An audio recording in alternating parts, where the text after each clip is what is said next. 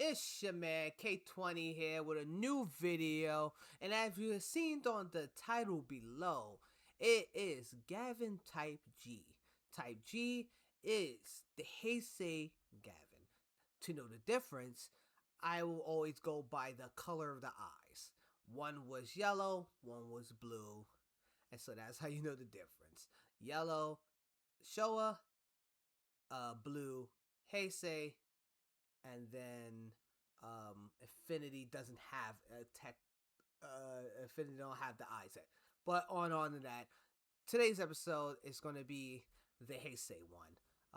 As you can see right here, here is the version on the program.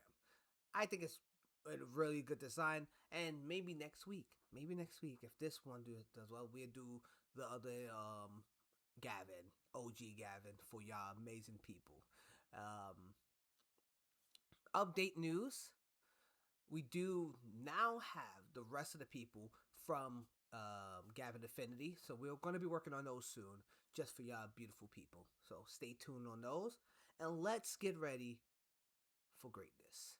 Let's get ready to add Gavin Type G to the hall of patches.